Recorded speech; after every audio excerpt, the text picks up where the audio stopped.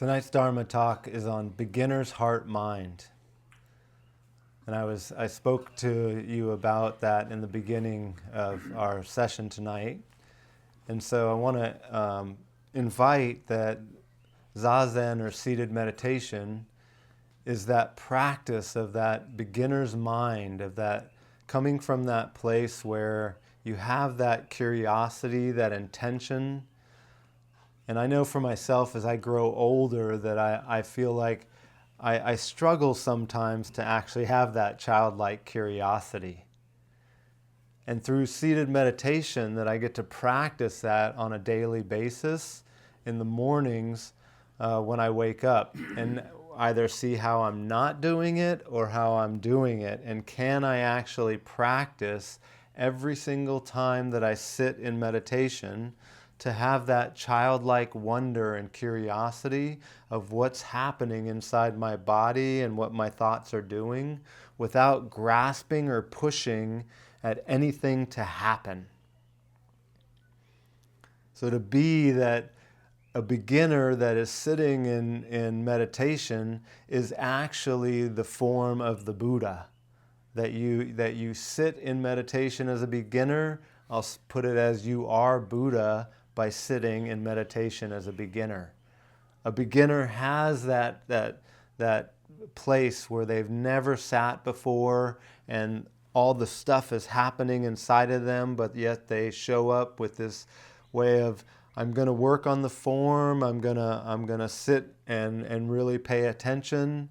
And what is that like then to bring that kind of beginner's heart mind out into everything that you do? And that, for us adults, do you know that space that you get into when times either may seem to stand still or go by very quickly? You're so focused on something that it's just like nothing else exists around you, but yet everything is happening around you. And so as an adult, that to drop into that state and actually let yourself get into childlike curiosity for whatever you are entering into, whether it's doing gardening, whether it's building, whether it's yoga, that to have that curiosity and really let yourself explore and be in a new space every time that you do something, even with somebody, is a phenomenal way to actually express and live in an adult body.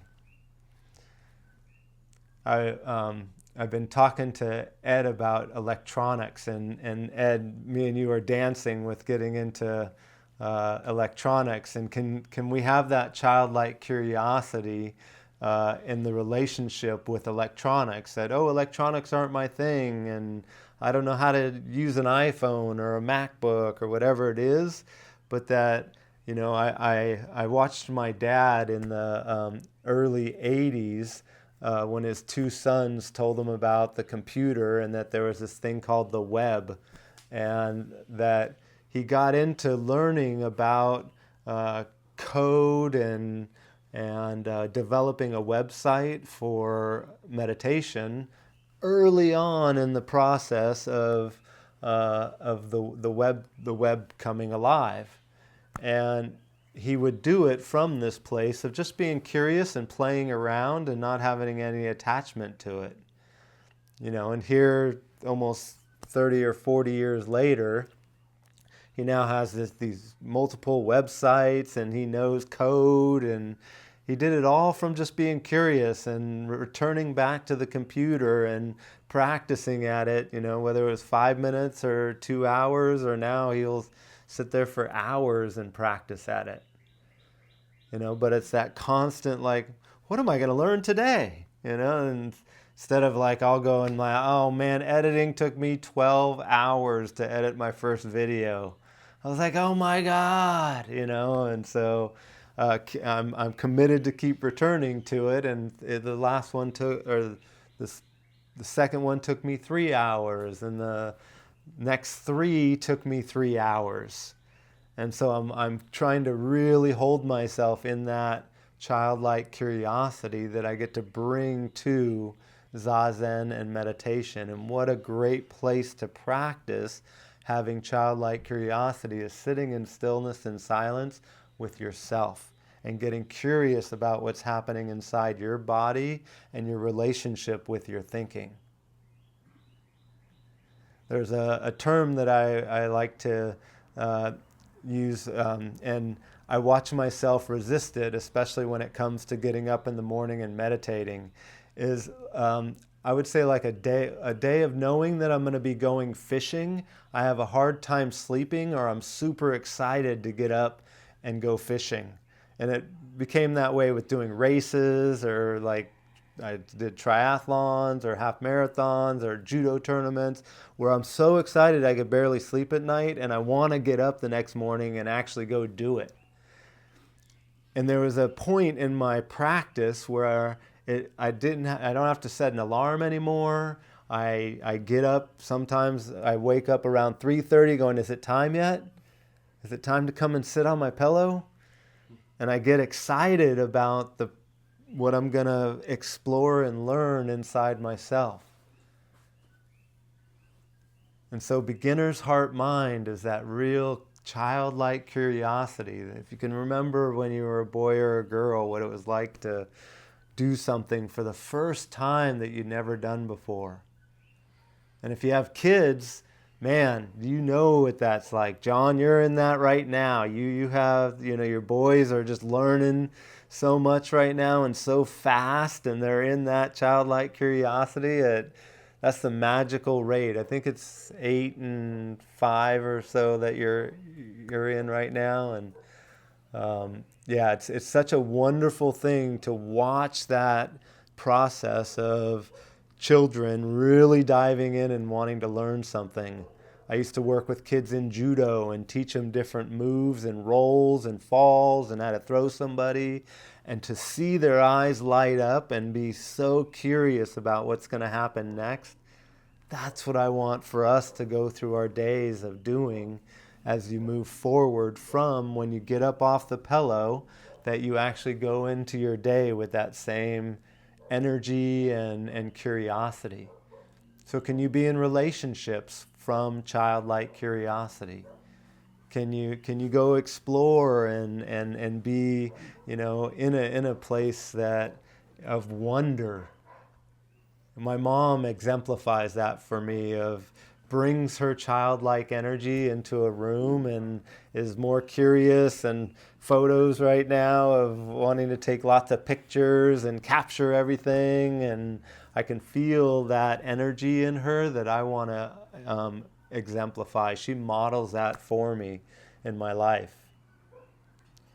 And so as you sit and you practice, always try to return back to that childlike energy, that beginner's heart-mind, and sit on the pillow and be curious, and maybe explore what it's like to do it a little differently, or what's happening with, man, I am thinking a lot today.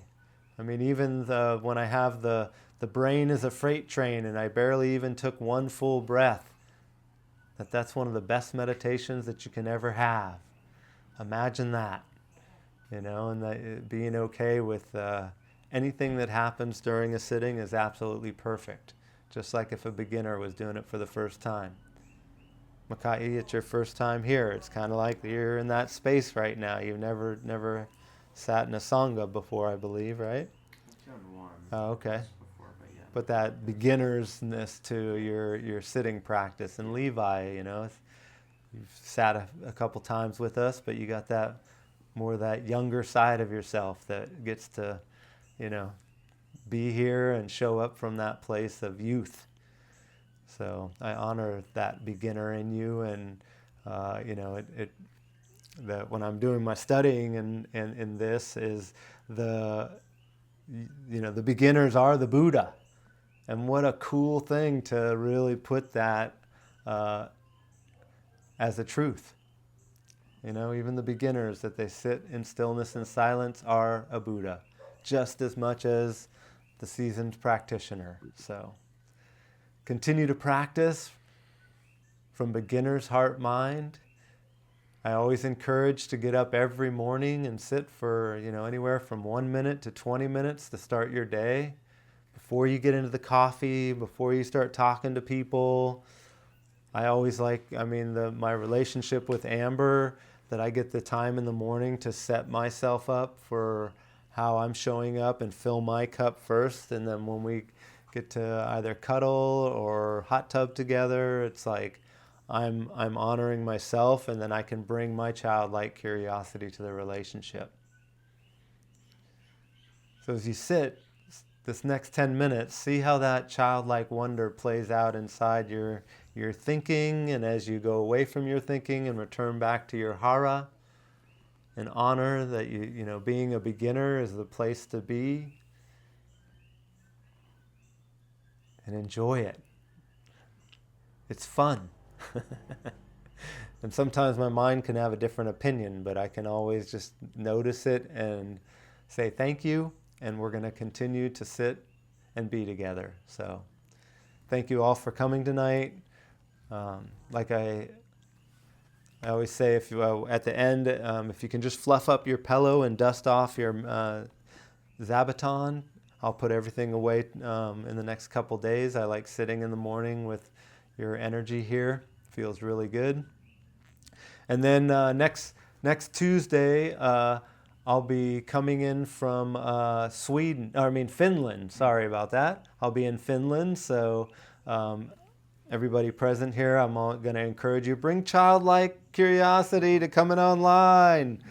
And all of you, I'll see you online at same time, same place at 6:30 a.m. for me over there. So I look forward to sitting online with everybody while I travel, and continue to do it every single day. Even if it's 3 deep breaths when you sit up and put your feet on the floor, just take 3 deep breaths and start your day from your hara. And your mind can do what it does, but know that coming from your heart and your hara and going throughout your day, that's how to live a fulfilling day. So thank you all for coming, and let's go ahead and get into a position that works good for you for the next 10 minutes, and we'll move into our closing meditation.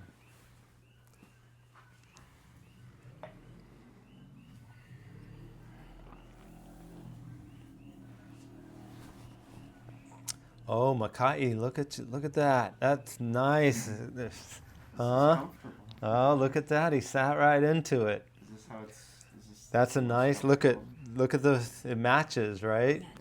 Yep, you're getting it. It comes. It's just like, wow, I'm doing it. It'll happen. Like I said, Andrew, he started out with 3 pillows. Oh, really? Yeah, and now he's doing half lotus, and he's developing his practice. So good job, and continue to work on it. All right. Let's begin.